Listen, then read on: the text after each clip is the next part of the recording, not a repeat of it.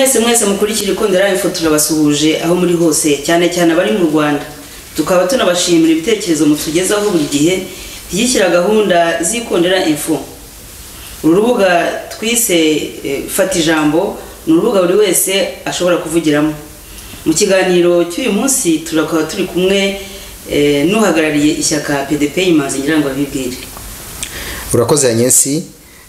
Nge nitwa Munyampeta Yohani Damascene nkaba mpagarariye ishyaka PDP Imanzi. Murumva ko ishyaka ndikunda cyane kugeza naho nitanya nabyo, ariko kugeza kuri iyi saha PDP kwita yashingwa mu Rwanda, komite yagomba gutorwa uyu munsi mu nama twateganyije kuri tariki ya 8, ariko ntiyashoboye kuba. Niyo mpamvu rero mvuga ko nkiri secretary executive no kuvuga umuhuza w'ikorwa wa PDP Imanzi hano mu Burayi, hanyuma hakaba Karangwa uri mu Rwanda ukiri president w'agateganyo kwa providence provisoire, kwa kiyo komite yagomba gutorwa uyu munsi tashoboye kujyaho kubera impamvu mwabonye mu communication twasoye. Ariko uvuze PDP Imanzi nagira ngo tusobanure PDP Imanzi yariyo, kuko mu kiganiro Karangwa yatanze yavuze ko PDP Imanzi ahagarariye atari kimwe na PDP Imanzi twari tuzi ya Mushayidi. Bimeze bite? Aho ndagira ngo tubanze twumvikane mu ruhe rwego tuganira, niba tuganira dukurikije amategeko cyangwa tuganira dukurikije ibiganiro bisanzwe. Niba ari ugukurikiza amategeko, ibyo Karangwa avuga ni ukuri, kubera ko PDP twashingiye hano hanze, bashingiye hano hanze cyane ntanayijyamo, yitwaga Pacte de Défense du Peuple, no kuvuga igihango kirengera abanyarwanda. Uyu munsi rero ishyaka rimaze kugera mu Rwanda guhera mu kwezi kwa 6, tumaze kuganira n'abanyamuryango bacu bari mu Rwanda, twasanze ari ngombwa ko iryo shyaka byongera ryitwa Pacte Démocratique du Peuple Imanzi, no kuvuga igihango cy'abaturage cyangwa cy'abaturage baharanira demokarasi. Kitagifite Mushayidi wo president. Ntago Mushayidi ari president, ko Mushayidi arafunze, kandi umufunze mu mategeko rwa ntashobora kwa president w'ishyaka. Ibyo ni amategeko ntago tuyavuga. No kuvuga ko Mushayidi ntago bivuga ko atashinze PDP, yarayishinze, ariko ntashobora kwibera president ko arafunze. Amategeko Rwanda arayibuza. Niyo yafungurwa uyu munsi none ahangaha hisaha tuvugana, Mushayidi ntago ashobora kujya muri komite, ashobora kuba umunyamuryango ariko ntashobora kujya muri komite kuko amategeko Rwanda arayibuza. Igihugu cyindira ku mategeko, niyo utayemera ubugomba kuyakurikiza. Noneho wowe wamara kujya muri ayo mategeko ukabona kugira gute kurwanira kugira amategeko ahinduke. Nibyo bita kuvuga ngo quand la loi existe tu dois la respecter. Et maintenant quand tu la contestes, il faut la contester pour la faire changer. Ariko iyo utayakurikije baragufunga. Kuba rero tugiye kuvuga kuri PDP Imanzi no kubera icyo kibazo kirimo kuvugwa muri iki gihe kijyanye n'ukuntu PDP Imanzi yagomba gukoresha inama yaryo ku itariki ya 8 z'ukwezi kwa 11 mu mwaka wa 2013. Iyo nama ikaba itarabaye. Nkaba mbona ku itariki ya 26 Nzeri Karangwa Semushi uhagarariye president w'agateganyo w'ishyaka yarandikiye umuyobozi w'akarere ka Gasabo umujyi wa Kigali asaba impamvu, aragira ati gusaba ubushya bwo gukoresha inama mu karere muyobora. Akavuga ko iyo nama asaba uruhushya ari inama rusange yo gushinga ishyaka rya politiki igihango cy'abaturage baharanira demokarasi Imanzi, PDP Imanzi mu magambo ahinnye y'Igifaransa n'Icyongereza. Ati mu gihe uruhushya rwamuruduhaye turifuza gukora iyo nama ku wa 5 tariki ya 8 Ugushyingo, ikabera mu kagari ka Kibagabaga, umurenge wa Kimironko, ikazatangira saa 2 za mu gitondo. Ubwo ku itariki ya 29 z'ukwezi kwa 10 umuyobozi w'akagari ka Gasabo yandikiye Karangwa Semushi amwemerera. Impamvu aravuga ati uburenganzira wasabye. Aramubwira ati nshingiye ku ibaruwa yanyu yo kwa 28 z'ukwezi kwa 10, ariko ntibyumvikana neza kuko ibaruwa Semushi yanditse yari ya 26 Nzeri, none umukuru w'akarere ka Kigali aravuga ku ibaruwa ari ya 28 z'ukwezi kwa 10. Icyo kibazo gishobora kwazwa wenda umukuru w'akarere ka Gasabo, wenda niwe ushobora kubasubiza aramutse mugezeho, kubera ko natwe ntago twumvishije impamvu. Icyo dukeka nuko ku itariki ya 28 hari kwa mbere aribwo meya wa Gasabo yahamagaye Karangwa amubwira ko muri baruwa yo gusaba ubushya bwo gukoresha inama hatarimo ahantu, no kuvuga adresse y'ahantu izabera. Ubundi musaba gukoresha inama mu akarere ni kanini, no twashobora kwikoresha ari hose, ariko iyo sare nayo iyo adresse nayo twarayimushyiriye kuri uwo munsi. Karangwa yafashe inzira yimushyira, nako niyo baruwa yamwandikiye ayimushyiramo ijyana muri secretariat barayibona. yuko inama twagomba kuyikoreshereza muri auberge twamuhaye adresse yayo. Ubwo rero adushubije ku 29 avuga ko yabonye ibaruwa ku 28. Tukeka ko wenda avuga ko guhera igihe twashyizeho iyo complément d'information, iyo information yatwatse, iyi adresse yatwatse, wenda hera avuga ko aribwo icyo gihe dossier yari yuzuye. Nicyo dukeka, ariko nibyo gukeka. Mushatse igisubizo kizima mwamwibariza. Wenda tuzabaza Karangwa azaba yaribajije ibisobanuro bihagije. Ubwo rero umukuru w'akarere ka Gasabo yandikiye Karangwa aramubwira ati nshingiye ku baruwa yanyu yo ku 28 z'ukwezi kwa 10 mwaka wa 2013 mwanditse musaba uburenganzira bwo gukora inama yo gushinga ishyaka rya politiki igihango cy'abaturage baharanira demokarasi Imanzi PDP Imanzi, aho mvuga ko iyo nama iteganijwe kuba tariki ya 8 z'ukwezi kwa 11 mwaka wa 2013 ikazabera hitwa Auberge Belange umudugudu wa Kageyo akagari ka Kibagabaga umurenge wa Kimironko. Mbandikiye mbamenyesha ko ubwo burenganzira bwo gukoresha inama yo gutangiza ishyaka mu bwemerewe ariko ukabusabwa kubahiriza umutuzo w'abazaba bitabiriye iyo nama. Iyi ikaba yarasinywe n'umuyobozi w'akarere ka Gasabo Ndizeye ka Ubiri. Iyo ka sinzi ni ivuga iki? Ndumva narigiye gusoma kari kansime ariko ntabwo ndi sure mwabanza umuntu yabanza kureba neza ariko agomba kuba ari kansime numva narigiye kubona hano byanditse. Yego rero hari ku 29 z'ukwezi kwa 10 umuyobozi w'akarere ka Gasabo yemerera Karangwa Semushi ko yakoresha inama y'ishyaka PDP Imanzi. Ubwo ndetse twabonye ku mbuga nyinshi mubimenyesha abantu ko kurwo ruhushya mwarubonye, ariko twatangajwe no kumva yuko urwo ruhushya barubambuye, cyakora ko bikaba bigaragazwa niba ruha. Nanone umuyobozi w'akarere ka Gasabo Ndizeye Kawiri yanditse ku itariki ya 5 z'ukwezi kwa 11 mwaka wa 2013 aho yagiraga ati impamvu guhagarika uburenganzira wahawe. Ubwo arabwira Karangwa Semushi Gerard amubwira ati bwana, maze kubona ko kuwa 29 z'ukwa 10 mwaka wa 2013 nakwandikiye nkwemerera uburenganzira wari wasabye bwo gukoresha inama yo gushinga ishyaka rya politiki igihango cy'abaturage baharanira demokarasi Imanzi PDP Imanzi.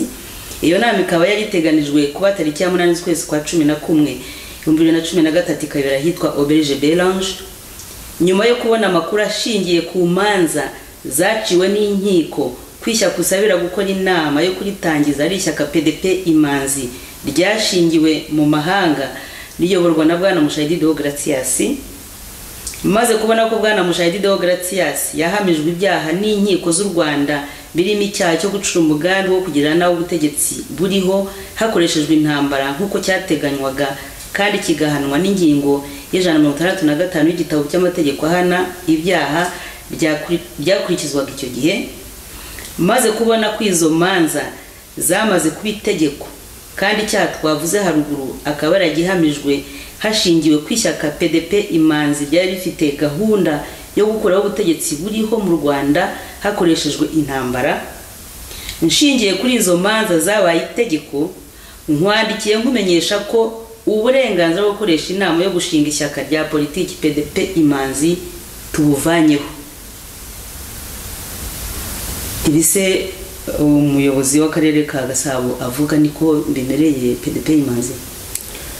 Ntabwo nzi niba ari ikibazo ushaka kubaza icyo ari cyo, ariko ibyo avuga byo ntago ari ukuri.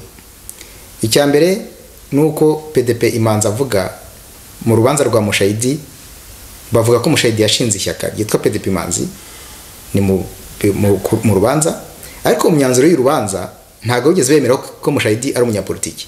Icyo ni cyambere. Mu rubanza bari imyanzuro y'urubanza niyo yangombwa. Mu myanzuro y'urubanza ntaho bigeze bavuga ko Mushayidi ari umunyapolitiki, baramuhakaniye ce qu'on appelle mu gifaransa la qualité de politicien baramwangiye. Biradutangaza ko uyu munsi aribwo umuyobozi w'akarere ka Gasabo yihaye kuvuga ko Mushayidi noneho yari afite ishyaka ubusabaye presidente kandi baramwangiye ko atari umunyapolitiki. Iyo ni contradiction ya mbere. Iya kabiri, tumwandikira tumusaba uburenganzira bwo gukoresha inama, twamwakaga uburenganzira bwo gukoresha inama. Amategeko y'u Rwanda, amategeko agenga amashyaka avuga ko iyo ugiye gukoresha inama public, inama mu rusange, ugomba kumenyesha ubuyobozi bw'akarere ugiye kuyikoreramo iminsi 5 nibura mbere yo kwiyo nama. Twero twabikoze ukwezi hafi n'iminsi 6 mbere yo kwinama. ubundi iteko rongera rivuga ko ntago umuntu nuko bimumenyesha so kumwaka uburenganzira. Twero twaramwatse n'uburenganzira naho tumwaka kuko twase dukeneye noteri, twari dukeneye na police yo kuza kureba umutekano. Nyuma rero kwiha uburenganzira bwo kujya kureba niba tutubahije amategeko, ako ntago ari akazi ka muri make. Na akazi k'ikigo gishinzwe ubuyobozi imiyoborere myiza yo bita Rwanda Governance Board, niyo yagomba kureba ikavuga ati mu izina ryanyu hatema ikibazo. Ariko ntago turageraho kuko inama ntiraba. Ntago yasomye amasitati yacu, ntago yasomye amategeko atugenga, ntiyasomye projet ya societe yacu. Kuko icyo nicyo shyaka ntago ari izina. Ishyaka si izina. Abantu bashaka kwitwa banyesa ari 80 ntago bose ari bamwe.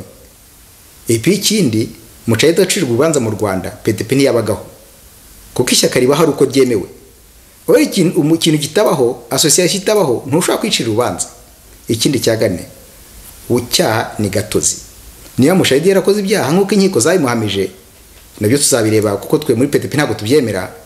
Ariko mushahidi yabikoze ku giti cye, yaburanye ku giti cye. Yibaza kumurega nk'ishyaka, icyo cyaha ni kuba ikindi kibazo. Ariko bamureze nk'umuntu ku giti cye. None se abaye perezida w'ishyaka gute? Ishyaka rije muri politike gute kandi umuntu yakoze icyaha ku giti cye? Kandi umuntu yahanwe ku giti cye. Urumva rero ko mu byo meya avuga hari ibintu bitandukanye byinshi cyane. Ubwo nibyo turimo kugereza kwerekana mu buyobozi bw'igihugu kugira ngo abayobozi baturenganure nicyo kintu babereyeho. Yego nagiye kubaza icyo mwakoze mumaze kubona iyi baruha y'umuyobozi w'akarere ngo uvuga yuko ibyo yandika atari byo. Icyo twakoze dukora turi mu gihugu inama ntago yabaye kuko nkuko mwebonye muri communique mu itangazo twasohoye twabwiye abanyamuryango bacu n'abantu badukunda n'abanyamahanga batwa twayemenyesheje yuko iyo nama itakibaye. Twagomba kuvuga impamvu twarayivuze nayo. Abanyamuryango bacu nubwo bwose kubera uruhushya meya yaduhaye twatanze ibintu byinshi cyane mu gutegura iyo nama, nabyo tuzaregana byanze bikunze kugira ngo baduhe dommage intérêt mu gifaransa nuboza amarira y'ibintu twataye kubera uruhushya yaduhaye yarangiza akarutwambura nyuma inama ishigaje iminsi 2 ngube. Icyo kintu twaranditse ibaruwa ngubu twandikira minisitiri w'ubutegetsi bw'igihugu nk'abateka biteganya kuko nicyo bita mu gifaransa recours administratif. Ugomba kubanza iyo habaye ikibazo hagati yawe n'ukuyobora, ugomba gukora recours administratif ukayandikira umuyobozi umukuriye. Twe rero umukuriye ni minisitiri w'ubutegetsi bw'igihugu, niwe twandikiye ibaruwa yageze ejo tumubwire yuko tumwereka amategeko yose meya yishe adusubiza. Ayo mategeko rero niba bubahiza amategeko bishyiriyeho twamusabaga kwanira no guhagarika icyo cyemezo cya meya kuko kitandukanye n'amategeko y'u Rwanda. Niba turi mu gihugu cyubahiriza amategeko ni igihe cyo kubitwereka. Yarabasubije se ministre? Ntago aradusubiza, afite uburenganzira bwo kudusubiza mu gihe kitarenze iminsi 30. Ubwo iyo minsi 30 ntadusubiza cyangwa ntadusubize cyangwa dusubiza dushimishije tuzajya mu nkiko niko amategeko biteganya. Ese mbere yuko Karangwa ajya mu Rwanda ibi bimubayeho mwari mwarigeze mubiteganya? Ntabwo twabiteganya kubera ko twari tugiye mu gihugu tuzi ko amategeko abaho nibura bazayubahiriza. Nibura amategeko ariho bazayubahiriza. Mugakeka se yuko ishyaka PS imbera kuri ishyaka FDI abayobozi baryo bafunzwe mukumva yuko mwebwe mujyanye iki igishya kiruti by'abandi bakoze? Ntago rero bonyine bafunzwe bamaze kuvuga ko n'umukuru wacu arafunze. Mushahidi nawe arafunze. No uvuga rero ko tujya gukora politiki mu Rwanda tugiye kubahiza amategeko ahari, ariko tugasaba nuko nayo mategeko natwe bahizwa kuri twebwe. No kuvuga iki amategeko y'u Rwanda asaba ko avuga ko umuntu wese afite uburenganzira kujya mu ishyaka ashaka. Umuntu wese afite uburenganzira kujya mu association ashaka. Ibyo rero uburenganzira bwacu twagiye kugira ngo tubusabe. Nibyo twakoze kugeza kuri isaha. Igihe bawuhagarikiye, igihe meya agasaba buhagarikiye, twaramureze dukujije amategeko. Ayo mategeko niba akurikizwa azaturenganura. Natwe turenganura tuzajya mu yandi mategeko kugeza igihe turenganura. Ariko politike niko ikorwa, ntabwo twari kuguma hangaha ngo tuvuge ngo kubera ko badufungiye umuntu, ngo kubera ko bafunze Ingabire, ko bafunze Ntaganda ngo ntabwo tuzagenda. Ubuse abakunzi bakinirwa bakora politike. Ubuse Boniface wo muri FDI ntibakora politike. Ntabwo politike bayikorera hanze, hari abantu batenga mu 70 cyangwa natuka ntabwo tungana bari mu Rwanda badukumye inshuro zirenga 30. Aho bantu bari mu Rwanda badukeneye kurusha abandi. Twirebo PDP twavuze ko igihe kirageze yuko tujya gukora politiki mu Rwanda tukaka uburenganzira tugomba. Kuko reka kubivugira hano biroroshye. Ariko baturage muvuganye ravuga ati mwebwe ni mubivuge muri aho ngaho. Ni muze mu bitubwire hano. Niyo mpamvu nk'ubu ngewe nibaza n'ibingibi utangaje hano nta ngaruka bizagira ku bari mu Rwanda, duhereye kuri Karangwa ndetse n'abandi bari bamugiye inyuma bagomba kujya mu nama yo ku ya 8 z'ukwa 11. Ntago numva impamvu byamugiraho ingaruka, kuko ibyo uvuga ibyo maze kukubwira hano nibyo Karangwa ejo bundi yatangaje mu kinyamakuru yagiranye muri interview yagiranye ikiganiro yagiranye n'ikinyamakuru bita Rushyashya, yabitangaje byose. Ntago yigeze yekana Mushayidi, yavuze ko Mushayidi ntago ari inshuti gusa n'umuvandimwe. Ntago yigeze hakana ko batashinganye ishyaka, bararishinze. Ariko yahakanye yuko ibyo bashaka gushinja PDP yuko yigeze gushaka gushinga intambara ntago ari byo. Ni nayo mu mpamvu twavuze uti reka iryo jambo defense rivemo, hajyemo democratique, kuyo tweke abantu yuko PDP ni ishyaka democratique kandi by'abaturage, ritari babandi bihanika hejuru, twe dukorera abaturage. Icyo nicyo dushaka. Keka niba ari byo ubutegetsi butinya gukorera abaturage saba cyaba ari cyaha. None se ko tumaze amezi 3 mu Rwanda, bigeze wumva hari imvuru Karangwa yateje? None se mukaba mwebwe iki cyemezo wafatiye mwasanga gituruka he? Kuko muri abanyapolitiki mu mwara bisesenguye, musanga icyemezo wafatiye cyo kudashyiraho, cyo kudakoresha inama, kandi mwarabonye uruhushya bakaruhagarika rwose. Iki cyemezo musanga gifitiye ihe ntandaro mukurikije analize gusesengura mushobora gukora muri abanyapolitiki? So kugeza kuri isaha turakizera yuko meya yibeshye.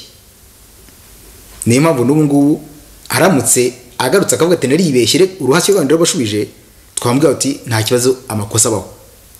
Turakizera ko yibeshye, kubera ko kutubwira ko twamwandikiye ibaruwa ikamara iminsi 30 atarabona ko iryo jambo ryanditse muri PDP, yarangiza akanora n'uruhushya akaba katari yayibonye, bituteye ubwoba cyane. Kubona uko umuntu asinya amabaruwa kandi atayasomye biteye ubwoba. Iyo baruwa nyine uvuga nta nubwo we meya ntabwo ayivuga, waravuga ko mwamwandikiye ku ya 28 z'ukwa 10 akabasubiza ku ya 29 z'ukwa 10. Iyo ya 26 Nzeri nta hantu igaragara. Ariko muyifitiye kopi nayibahaye?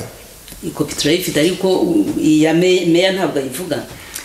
Nta kibazo niyo yaba yarahawe ku itariki 28 agasubiza ku itariki 29, umuntu w'umutegetsi nkawe wo mu rwego rwe ntagashobora gusubiza ibaruwa atabanje kuyisesengura ngo arebe birimo. Niba yaradushubije tudukeka ko yadushubije yabisesenguye. Niba nyuma yarongeye gusesengura akongera akavubona ibindi bintu atari yabonye imbere, ibyo ni ikosa bya mbere no mu butegetsi yagombye guhanirwa. Nge ndi minisitiri umushinzwe, sinzi ikintu yasobanurira kumbwira ko yatanze impushya yanyiza harugaga nyuma y'icyumweru nk'atari yabonye amakuru. Mu by'ukuri twe twizera ko yibeshye. Ni nayo mpamvu twandikiye umukuriye kugira tumubwire ko habayemo ikibazo cyo kumva nabi amakosa, yo kumva nabi irebora twamwandikiye, habayemo ikibazo cyo kutumva neza amategeko twe tumushinja. Ayo mategeko akiha uburenganzira amategeko atamuha. Ibyo byose twabyeretse minisitiri umushinzwe kugira ngo we aturenganure. En fait, iyo ukoze rero kuri administratif ni nka mediation hagati y'umuntu ugushinzwe n'umukuriye. Ibyo nibyo twizera ko bizabaho kugira twirinde kujya mu manza, kuko nabyo amategeko abiteganya. Hanyuma se bari abantu bari biyandikishije rero mwari mumaze kugera ku mubare ungana iki bari kuzitabira iyo nama? Itegeko riteganya abantu 200. Muri abantu 200 agomba kuba barimo 5 bavuye mu karere, muri buri karere. To akarere mu Rwanda ruturere 30. Utwo turere twose, buri karere kose gomba guhagarirwa n'abantu nibura 5 muri buri karere. Twe rero nuko ko umubare wabo wose gomba kuba 200. Twe rero twatumiye abantu bagera kuri 330 kugira ngo tugire abantu bagaragara. Ariko mu by'ukuri twafite abantu benshi, nuko kugira ngo uzabone sare ry'amo abantu 800 cyangwa 1000 mu Rwanda ntabwo byoroshye kandi ranahenda, kandi uburyo ntabwo bwadufite ntabwo yabutwemereraga. Niyo mpamvu twatumiye abantu bakeya, ariko kuri umwe amategeko asaba twari twayubahirije. Abo bantu nongeye kurigarukaho, ntabwo bose mwarabashyize mu mazi abiri bakazamererwa nabi nkuko tujya twumva abo muri PS Imbera kuri cyangwa FDU bafite ukuntu babivuga iwabo ngo bakubitwa nk'ingoma bagafungwa nk'inzugi. Ntabwo abantu mwamurimo kubahemukira, kandi mwebwe mwibereye hano i Burayi. Ariko kubahemukira ntabwo tumwe twabahemukira kuko nta cyaha bakora. Icyo bakora ni ukwaka uburenganzira bwabo. Niyo mpamvu niyo tugiye kubashaka, niyo tugiye kuganira nabo, tubabwira ibyo byose umaze kumbaza. Tubavuti mugiye kwaka uburenganzira bwanyu. Uwo mwaka uburenganzira bwanyu ashaka kuzagira ikibazo cyo kumwaka uburenganzira bwanyu. Ariko ni mwebwe mugomba gutekereza, mugatekereza niba ubwo burenganzira mubukeneye. Utubwiye ko afite ubwoba turamwihorera. Kandi na hano barabufite urabazi. ntabwo naje kuvuga hano ari uko ntafite abantu mu Rwanda cyangwa ari uko ntafite inshuti hano. Ibi byose iyo ukora politiki ubwoba bushyira ku ruhande. Iyo ufite ubwoba urarekera. None se Mushayidi ajya muri Afurika, Ingabire amanuka ajya mu Rwanda, ntabwo yarasi umuryango hano, kuki tutambwiye tuturiyahuye? Hari abantu bagomba kubera abandi urugero. Muri abo nabo rero mu Rwanda twahabonye barenga 800 kandi umeze ngaho nyine tumazeyo. None rero ubona twari tumenyereye nyine Ntaganda, tumenyereye Mushayidi, tumenyereye Ingabire ufunze n'abandi bandi, none mugiye kongeraho na Karangwa. Muravuga mugiye kongeraho nk'aho tudufunga. Yagiye muri misiyo y'ishyaka ryanyu. Oya, ntago yagiye muri misiyo y'ishyaka ryacu nibyo, ariko Karangwa ni president. Icyo gihe ari vice president. Karangwa ajya mu Rwanda rero, muri PDP nicyo kiza cyacu, dukoresha ukuri. Twabwiye abantu ku itariki ya 7 z'ukwezi kwa 11, twavuga ati abumva bashaka kujya mu Rwanda. Icyemezo kujya mu Rwanda cyagifashe. Abumva bashaka kujya mu Rwanda ni bande? Umwumva rero umukuru mu by'ukuri muri bose, yaba mu myaka yaba no mu buyobozi, niwe wideze nyavuga ati ngiye mbagiye imbere. Nuko ndawe yarasanzwe amenyereye gukorana na FPR. Wenda wavuga ko asanzwe amenyereye FPR naho gukorana nayo ko yakoranye nayo byo ntago bihakana n'ubungubu. Ariko ntago ari cyatuma ajyayo, kuko muzi neza ko umunsi igihe nyakwigendera inyumba heruka inaha yavuze ko abantu babaye muri FPR bakayivamo ahubwo batarabo gufungwa arabo kugira gute. Urumva rero ko Mushayidi na Karangwa yagombye kugira ubwoba kurushaho. Mushayidi yagombye kuba yaragize ubwoba kurushaho, ariko rero ubwoba burica ntabwo bukiza. Nagira ngo wenda kuko ikiganiro cy'uyu munsi twateganije kuvuga kuri iyi mpamvu yatumye muhagarikirwa inama, nagira ngo tubabaze icyo muteganya gukora. Uwo minisitiri nawe navuga ati ibyo meya yavuze ntabwo bishobora guhinduka, muzakora iki? Mu Gifaransa bavuga ngo la liberté s'arrache. Ntago umuntu ayiguha sur un plateau. Ni ukuvuga ko twakoze mu gukora ibintu amategeko y'u Rwanda ateganya. Amategeko y'u Rwanda niturangiza turizera, ntakubeshye, turizera ko kugeza kuri iyi saha meya yibeshye, turizera ko minisitiri we umushinzwe azamugarura akamubwira ko yibeshye, none ibintu bigahagarara ngo ntibigire kuri. Tuvuze uti meya ashobora kuba ataribeshye, minisitiri wakabyemeza katabyibeshye, ko icyo gisubizo cyumvikanaho. Icyo gihe tujya mu mategeko. U Rwanda rufite amategeko arushinzwe, rwishyiriyeho abaturage batoye, kandi nabo bategetse bose bagomba kubahiriza. Tuzajya mu mategeko. Ayo mategeko rero nananirana burundu akatwemeza ko twakoze amakosa, akatwemeza ko PDP izina PDP mu Rwanda ari umuziro. Icyo kibazo tubwira icyo gukora. Amategeko asohotse itegeko riri hariho byubahiriza. Niba tubwira ati izina PDP ni mushobora kuyishyiraho, izina ntago ari cyo kibazo, tuzashyiraho irindi. Ariko tuzabwirwa n'amategeko, ntabwo tugomba kubibwirwa na meya, ntago kazashinzwe. Tuzabwirwa n'amategeko, ntago ari minisitiri ugomba kubitubwira. Meya ubategeko neza tubwira ati mu mategeko, amategeko yacu dore amategeko ya naya ntago PDP yubahirijwe. Urukiko ntago PDP ishobora gucunga mu Rwanda. Urukiko ni rubyemeza, rukabyemeza mu rukiko, hakaba imyanzuro y'ubucamanza, tukaba tuzi ko rukuru zose zarangiye mu bucamanza, nta kintu dushobora gukora. Turi mu gihugu cyubahiriza amategeko, tugomba kubahiriza amategeko. Icyo gihe tuzashinga irindi shyaka, ariko ishyaka ni abantu, ntacyo bizabihinduyeho. Ndumva na meya ibyo avuga atekereje ko ishyaka ari abantu, byagombye kumva ko ibyo akora butegiye. Yewe uravuze uti uburenganzira buraharanirwa, umwebwe muzagendera ku mategeko. Ayo mategeko nananirana muzageza hehe? Nta n'ikindi muteganya gukora kugira ngo nyine ubwo burenganzira muzabugireho nk'uko n'abandi babikoresheje? Ntabwo uzi icyo ushaka kuvuga, wenda wasobanura neza niba hari ikibazo. Urabona nka FPR yageze ku butegetsi ari uko ifashe imbunda itera u Rwanda. Ntabwo muteganya kuba mwanyura no muri izo nzira zo kugira ngo ubwo butegetsi bubambura uburenganzira bwe bwasimburwa no gutanga uburenganzira?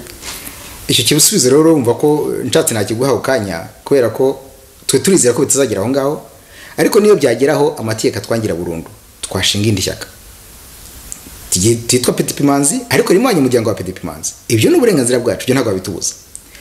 None ubu biti baramutse bavuga ati nta shyaka rya opposition zongera kuba mu Rwanda, yose bayavanyeho. Icyo gihe abaturage nibo bagira bate, nibo batangira kwishakira uburenganzira bwabo. Ntabwo twatera u Rwanda kandi tururimo, nose wateye igihugu urimo, ntibishoboka. PDP Manzi mu gihugu ibyo bintu yabihisemo kubera ko ishyaka ry'amahoro. Icyo abaturage bakora bajya kwa uburenganzira bwabo ku mahoro, kandi barabubona. Sinzi niba mu Rwanda 1991 1992 twagiye kwa uburenganzira bwacu kandi twagezeho tububona. n'ibyo rero ntabwo bishobora kutabaho mu Rwanda, abaturage babikora. Ubwo burenganzira mwagiye kubwaka intambara yaratangiye mu 1990 ku ya mbere z'ukwezi kwa 10. Intambara yatangiye, uburenganzira twatangiye kubwaka. Intambara niyo yatangiye itinze, amashyaka yatangiye mbere, kandi amashyaka yatangiye mbere ataremerwa. Muzabaze twagira mu udukuriye twese batangiye amashyaka amara umwaka wose batazwi, batemewe, ariko barakoraga kugeza igihe ubutegetsi bwa Habyarimana bubayoburijeho kubyemera, yo kubemera kujya bakore. Nabikubwiye, iyo abaturage bashatse uburenganzira bwabo ntabwo ushobora kubima buzira herezo. None se Karangwa we niki kimuza kuba yakora nkuko ayo mashyaka yakoraga Habyarimana atarayemera? Ndakubwiye ko PDP ikora kugeza kuri isaha. PDP rako tutambagaye nani bakora. Ikibazo ni kimwe, twe dushaka kujya mu mategeko ngo twemerwe mu mugaragaro. Ntabwo ari amateka arabitwangira, ntabwo twabona impamvu twaye gukora muri clandestine kandi amateka atabitwangira. Twe tugiye gushaka uburenganzira kugira ishyaka ryacu ryandikwe rimenyekane. Hega ni mukubera ko dufite umuntu wacu ufunze, nawe tugomba guharanira karekurwa. Dufite umuntu wacu urengana, nawe tugomba guharanira karekurwa. Ibyo sinabwo ushobora kubikora ishyaka ritabaho. Ntabwo ushobora kubikora abanyamuryango badafite imbaraga. Bikenewe ko ibintu bica mu buryo, nta kindi. Icyo bita uburyo rero ni amategeko u Rwanda rwishyiriyeho. Nibura reka twubahiriza amategeko hari. Ayo mategeko nituyarangiza burundu tukabona ko ataturenganuye, abaturage bazaturenganuye. Erega abanyarwanda nibo dukorera, abaturage nibo dukorera. 1990 abatangira gushinga amashyaka, Habyarimana yanze burundu kubemera, ariko muzaza twagira Mungu nyuma y'umwaka arabyemeye. Kubera iki? Kubera ko n'amahanga yagize avuga ati ibyo mukora n'ubusazi, ntabwo muzasigara mwenyine ku isi mutemera amashyaka menshi. Ageze harabyemera. Twizera ko n'ubutegetsi bwo mu Rwanda buzagira ukumva ko gukora opposition abantu batavuga n'umwe n'ubutegetsi ntago ari abanzi b'igihugu, n'abantu ahubwo bafasha igihugu abategetsi kuyobora. Ntago wajya mu gihugu abantu bose bakoma amashyi ngo nuvuga gukomera amashyi, ntago ari ukuyobora. Ibyo ntago ari ukuyobora, kuko niyo bagukomera amashyi ntago ko ukunze cyane muri babwira. Ariko iyo hari opposition ni uri yakubwira uti nyamuna biriya bintu bikoze nabi, bigatuma bikosora. Opposition ni ikintu cyiza mu gihugu demokratike, nibyo dusaba uwo muco tuwige. Ariko ubundi ko perezida w'igihugu yari yabwiye aba bakorana yabwiye ati kuki mutandika ari amashyaka, kuki bamuga ni batayandika batarika ngo yandikwe. Iyo niyo mpamvu twanditse dusaba ubwo burenganzira bwo ati mwubahize amategeko, ako cyane cyane mwubahize n'amagambo mwivugira ubwanyu. Perezida wa Republika yavuze ko ntago ari impamvu batandika amashyaka, natwe ntabwo iyo mpamvu tuyumva, nibadusubize. Nka Karangwa rero mbere yuko anagenda yagiye ajya mu bintu by'ibiganiro, yarabifite mu nshingano ze yari yariyemereye, ariko na Mushayidi yari yarabivuze gushyira imbere ibiganiro byahuza abanyarwanda. Mwebwe mu ishyaka ryanyu PDP Imanzi, ubwo buryo bunaniranye bwo kugira ngo mushinge ishyaka mwakomeza ibyo Karangwa yaratangiye ibyo gusaba ibiganiro byahuza abanyarwanda? Niba dusaba uburenganzira bwo kugira ngo twandikwe, no kugira ngo dushobore gukora gahunda yacu, programme yacu. Muri programme ya PDP rero niba warayisomye harimo ingingo ebyiri zikomeye. Ingingo ya mbere ni ibyo biganiro umaze kuvuga, bigomba guhuza abanyarwanda bose b'ingeri zose bakaganira nta guca iruhande ibibazo. Uyu munsi nabonye umubonano perezida yateguye kugira ngo abantu bose bategeka abayobozi bose ba guverinoma bicare baganire. Yakoresheje interuro nakunze cyane, yavuze ngo umuti ibibazo by'u Rwanda urashaririye. Nuko yavuze umuti ibibazo by'u Rwanda ni ukuri kandi urasharira, ariko tugomba kuwunywa. Icyo kintu rero nahise nandika kuri profile Facebook mbabwirane nibi bintu ari ukuri, kuko imvugo ikaba ingiro. U Rwanda rwa paradizo, umuti turabizi ko usharira, nibyo biganiro tuvuga. Ukemera kumva ko umuntu akubwira ikintu utifuza kumva, ukemera nawe kuvuga ikintu abandi bashaka kumva nabi, ariko mukemera mukakivugana. Iyo ikintu umaze kukivugana rero, mumaze kureba ikintu mupfa, niba ari ubutegetsi, niba ari ubwoko, niba ari uturere, niba ari isambu ntoya, nyuma yaho mukomoti ko tumaze kubona icyo dupfa, twategeka gute ngo ikintu kitongera kubaho. Byabaye mu bindi bihugu, no mu iki gihugu cy'Uburayi cy'ubigi turimo byabayemo, ntago n'umwe mpamvu bitaye iwacu. Abanyarwanda ntago ari injini n'abanyabwenge, kuki bitaye iwacu se? Niyo mpamvu turimo kwaka iyo ubwo burenganzira kugira twandikwe. Tubwire abanyarwanda uti dore gahunda yacu. Abanyamuryango bacu barayizi, ariko abandi abanyarwanda ntibayizi. Oro kugira tubone uburenganzira bwo gukoresha inama ku mugaragaro, tubwire abanyarwanda iyo gahunda, tugomba ubwo burenganzira, ntabwo turimo guhoranira kugira ibyo biganiro bishoboye kubaho. Kuko iriga intambara muvuga, abantu bose bavuga intambara ibaho, ugatsinda urugamba ukajya ku butegetsi, abantu bamaze gushira bikumarira iki? Ariko wowe ntibigeze urwana. Ntago n'ingendo rwana ntabwo mbyifuza.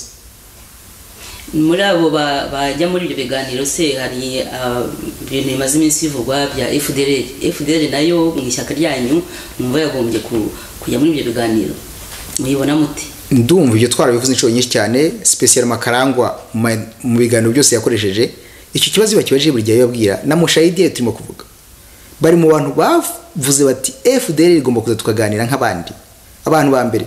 Wa mugani wa Karangwa agiye ati n'abahutu bagenzi bo bari batatinyuka kuyivuga, ate twarayivuze tunemera no guhura nabo turaganira mu Budage dushinga igihango cy'abanyarwanda, kuko abantu ushaka gukora amahoro hari abantu bamushyira ku ruhande. Icyo ko ari ukubeshya, ni nk'abajya bambwira ngo bazakora igihugu Kagame atarimo, nese cyo muroza mushyirayo, ntibishoboka na gato. Abantu bagomba kubana mu Rwanda rwose n'urwabo, nta numwe ufite uburenganzira butubwundi, nta numwe avunganye imbuto, nta numwe avukanye ubuvume, bose n'abanyarwanda. Tugomba no kwicara tukabanamo, haba ari ikibazo kidutanya tukakiganiraho tukareba ukuntu twakirangiza. Ariko intambara si ya ngombwa, umenya amaraso. Ingabire yarabivuze agiye mu Rwanda amaraso arahama. Twirinde kumena amaraso y'abanyarwanda, kuko nta wifuza ko bamena amaraso ye, kuko akivuza kumena yundi. Reka twirinde icyo kintu, dushake ibiganiro ko uwari wese azabyungukiramo, n'abari ku butegetsi bazabyungukiramo. Icyo nicyo batabona hari, tutavuga nawe ubwo bazabyungukiramo. Ese Munyampeta uravuze uti twese turi abanyarwanda, hari gahunda iriho ubu ngubu yitwa Ndi Umunyarwanda, ni ishyaka ryanyu muyibona muti?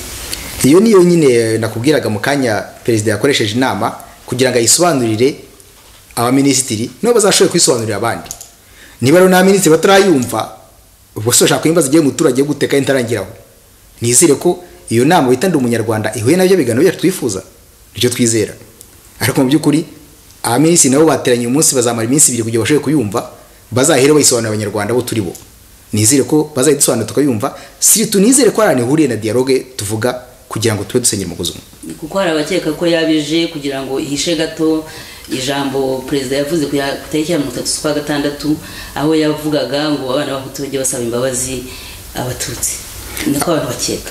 Abo ni abakeka, ariko twe ntabwo tubizi, kuko iyo program ntabwo turayimenya, tugeje ko bayitwereka, ko itubwira bakatubwira ukubiyemo.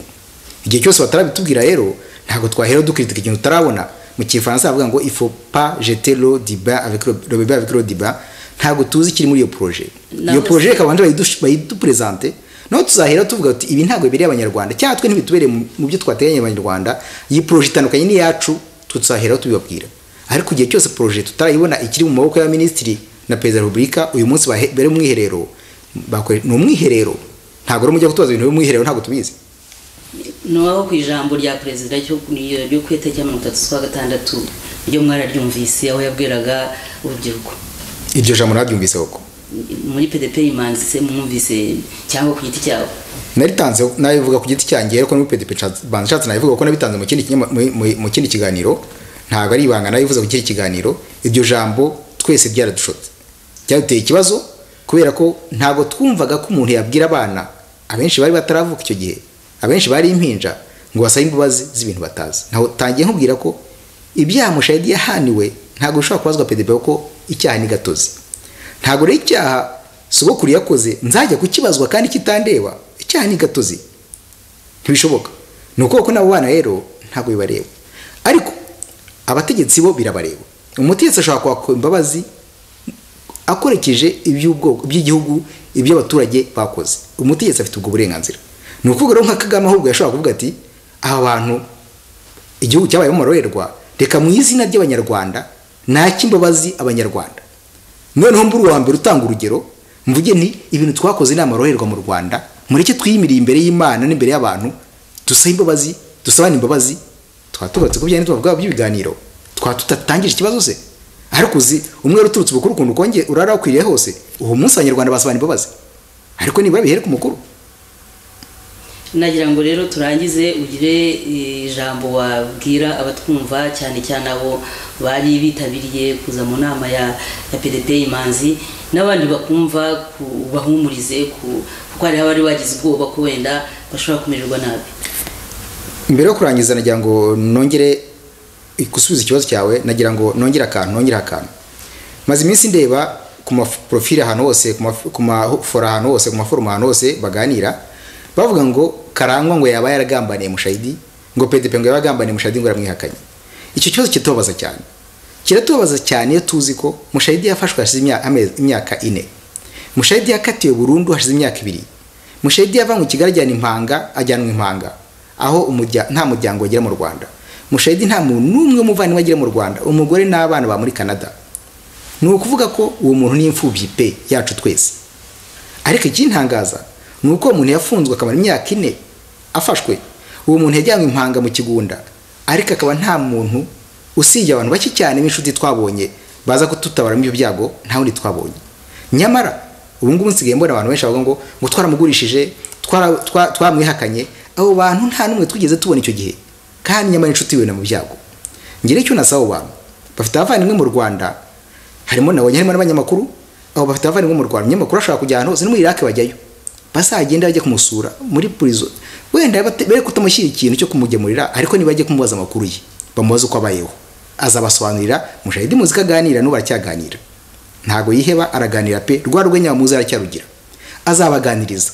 Ariko nibura azava bamenye ukuri, Mushayidi aravuga, Mushayidi arahari, bazaba bamenye ukuri. Ikindi kandi nibura bazajya bavuga ati uyu muntu dufitiye impuhwe, reka tujye kureba uko abaho. Umuntu dufitiye impuhwe, reka twoheze umuvandimwe wacu uri aha naha ajye kumudusurira. Izo mpuhwe sinzi ko muzita mu Kinyarwanda, ariko numva atari zo umuntu, ndabyibutse numva zitiza bihehe. Izo mpuhwe za bihero turazirinze. Ngarutse ku kibazo cyawe rero, ni uko wavuze uti wagiye inama ki, wabwira jambo ki abantu bari mu Rwanda bari babayobotse bari bategereje iyo nama. Tumaze iminsi tuganira nabo, usibye ko nakubwiye ko kuva twatangira nabo twabwiye ko intambara ya demokarasi, uharanira demokarasi ntago ari ikintu cyoroha, ntago ari ikintu ubona uyu munsi, kuko ugiye kucyaka abarimo kuvuga ati uyu muntu ashobora ku butegetsi ndiho cyangwa tuzabugabana. Usiye ko PDP yo ubutegetsi ntago ari ikintu irwanira, ikirwanira ko abanyarwanda babana biturutse kuri FPR, babana biturutse kuri PDP, babana biturutse kuri FDI. Uwo muntu wese uzabanisha abanyarwanda tuzamuha amashyi, ariko ntawe turabona kugeza uyu munsi. Icyo kintu nicyo duharanira. Abantu rero batuyobotse bose nicyo baharanira, ntabwo bafite, kuko ntabwo umuntu agira ubwo burukazi ikintu yakoze. Mu Gifaransa avuga ngo recoupable ahunga nta muntu mwirukanye. Twe rero nta muntu duhunga, kuko ntawe cyadukora. Karangwa aho hose mbavuga yirwa ajya muri za ministeri, yirwa agenda ahantu hose yikwa ku burenganzira bwe, kuko ari convaincu, azi neza ko ibyo akora ukuri. Nazira ukuri rero ntago azaba ari uwambere ukuzize. Ni ukuvuga ko n'abantu bana bose batuyobotse, urwo rubyiruko rwose rwatuyobotse, bazi neza ko aramutse bazize ukuri byaba ari icyubahiro kuri bo.